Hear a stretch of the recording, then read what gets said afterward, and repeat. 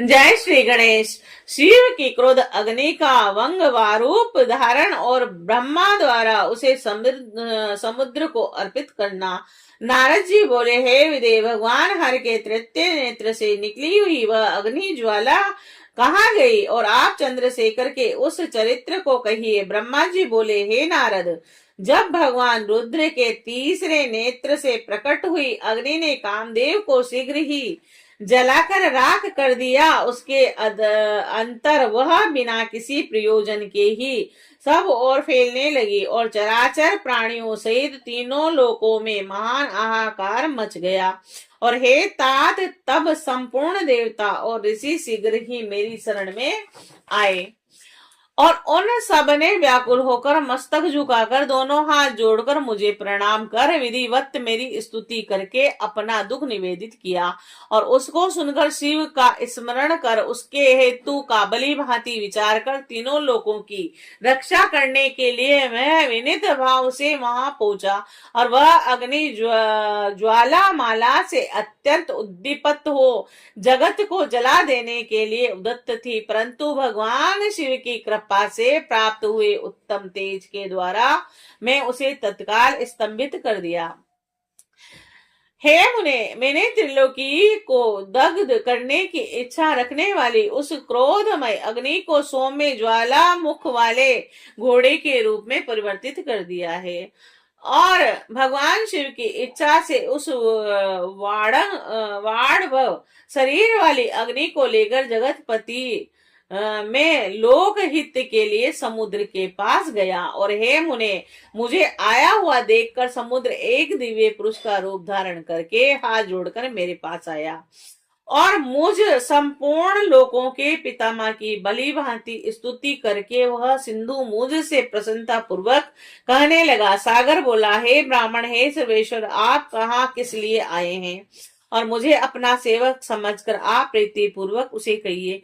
सागर की बात सुनकर शंकर का स्मरण करके लोकहित का ध्यान रखते हुए मैं उनसे प्रसन्नता पूर्वक कहने लगा। ब्रह्मा जी बोले, हे तात्मा बुद्धिमान, संपूर्ण लोकों के हितकारी, हे सिंधु, हे सागर, मैं शिव की इच्छा से प्रेरित होकर हृदय से प्रीति पूर्वक तुमसे कह रहा हूँ, सुनो। हे महेश्वर का क्रोध है और जो महान शक्तिशाली अश्व के रूप में यहाँ उपस्थित है, वह कामदेव को दग्ध करके शीघ्र संपूर्ण जगत को जला डालने के लिए उद्युक्त हो गया था। हे तात, तब पीड़ित हुए देवताओं ने शंकर की इच्छा से मेरी प्रार्थना की और मैंने शीघ्र वहां आकर अग्नि को स्तंभित कर दिया और फिर इसने घोड़े का रूप धारण किया और वह इसे लेकर यहाँ आ गया। और हे जराधार, जगत पर दया करने वाले, मैं तुम्हें यह आदेश दे रहा हूँ, महेश के इस क्रोध को जो घोड़े का रूप धारण करके मुख से ज्वाला प्रकट करता हुआ खड़ा है, तुम प्रलय काल प्रयत्न धारण किए रहो। और हे सरित पते, जब मैं यहाँ आकर निवास करूंगा तब तुम शंकर के इस अद्भुत क्रोध को छोड़ देना।